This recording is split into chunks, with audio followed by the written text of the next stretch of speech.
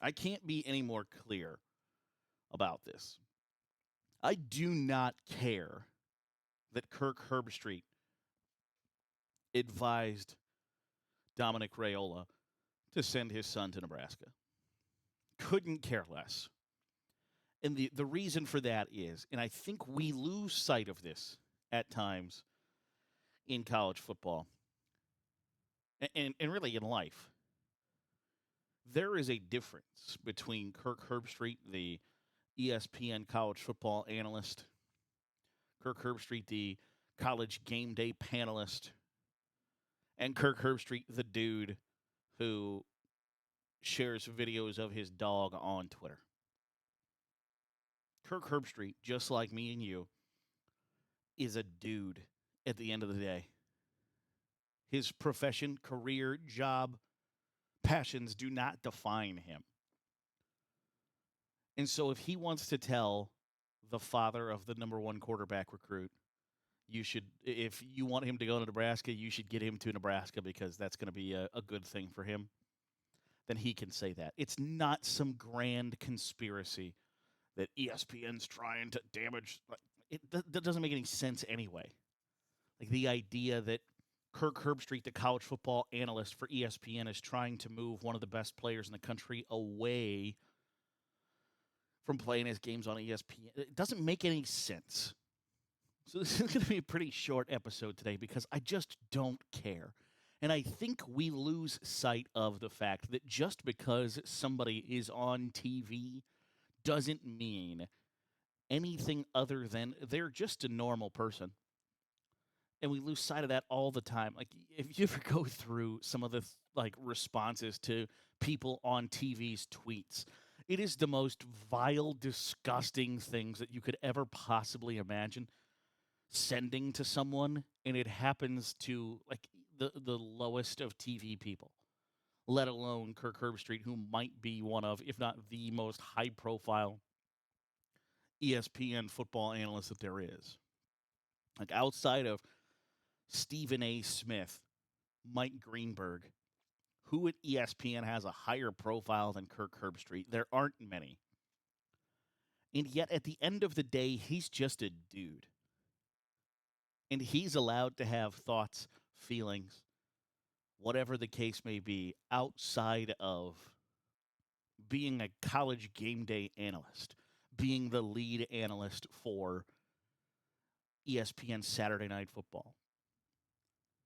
There's a differentiator between who he is on the air and what he does in his free time. So if Dominic Raiola is going to say, like, hey, yeah, Kirk Herbstreit really talked us into this or whatever, I don't care.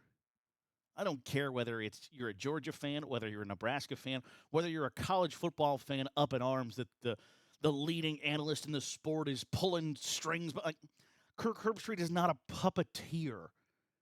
It's a ridiculous thought to have this idea that, and part of it is because he's still arguing with Florida State fans on Twitter that he is getting this rap, and I don't think it's fair or warranted.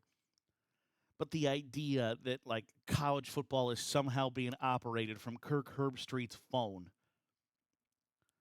Not everything is a conspiracy theory. Not everybody is a victim in every scenario. Not everything is this gigantic problem that we need to have faux outrage over.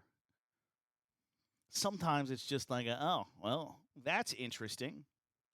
And I think that's what this is that if Kirk Herbstreit has a relationship with a dude and that guy says, like, what would you do if you were me? And he says, I'd send my son to Nebraska, where you went to college also, and where your brother is an assistant coach. The idea that the college football Illuminati and the Priory of Sion and the Masons all got together to try to rebuild Nebraska. It's just, what are we doing? Kirk Herbstreit is a dude on TV, part of his life. Otherwise, he's just a dude. He's got dogs like you. He's got a wife and kids like you. He's sitting at the island in his like sprawling mansion trying to figure out what the hell they're going to have for dinner on Thursday night, just like you. So this idea that he and ESPN as a whole are pulling the strings. I saw another uh, conspiracy theory that, and I don't believe this, but that ESPN already had a signed deal with Nick Saban that he was going to retire at the end of the 2023 season. They knew it was going to be the last hurrah for him this year, so they put Alabama into the playoff instead of Florida State. Who watched the Rose Bowl and the Orange Bowl and thought Florida State was the better of those two teams? Absolutely no one. Okay, great. Conspiracy theory solved. Now, I do think, and this is just a conspiracy theory, I don't actually believe this, but I do think it's fun to think about that. Do you remember at the college football playoff national championship game when David Pollack said to Nick Saban's face, like, Georgia is now the face of college football, like Georgia is the big dog on the block? And people lauded him for having the stones to say that, like, to Nick Saban, an active coach in that conference who had been at the top of the mountain for 15 years. And then David Pollack got fired. He didn't get fired, but he got laid off. It's the same thing. It's semantics, really. He got laid off. Now, I've told you here on this podcast for months that Nick Saban was going to be retiring at the end of the season and going to be the next analyst on College Game Day. Now, I just was correct in that. I'm good. But I joked that, like, hey, I think he said, hey, I'll do this, but you got to fire David Pollack. So it's a joke of a conspiracy theory. I don't actually believe that, but it would be kind of funny if that's how it went down, right? And then there are people who legitimately are like, ESPN's running college football. That's ridiculous. Like, okay, well, calm down. Nobody thought that Florida State was better than Alabama. It was always, the argument was always who was most deserving. It was never who the better team was. Everybody's point of contention was Florida State was more deserving than Alabama because they were an undefeated Power 5 champ. Nobody pounded the table and said, if Florida State and Alabama went head-to-head, Florida State would beat Alabama with a healthy Jordan Travis. Nobody ever said that. And I wonder why. Oh, because that's not the truth.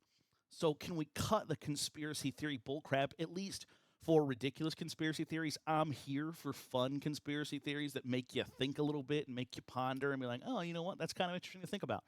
But the ones that are just like, there's a deep state in college football. Stop it. Stop it right now. Cut it down. We're done with it. It's over with. Stop it. Kirk Herbstreit does not have some ulterior motive to enrich Fox, NBC, and CBS with Dylan Raiola for the next 3 years. It doesn't make any sense. And if you think that he's this master puppeteer who's lining up, I don't even, it's the dumbest conspiracy theory I've ever heard. So I don't give a damn if Kirk Herbstreit told somebody what he would do if he were that kid's dad. I don't care. It is a non-story. 9 times out of 9 times. Who cares? A guy had an opinion and he shared it with the person who asked him for it. The end.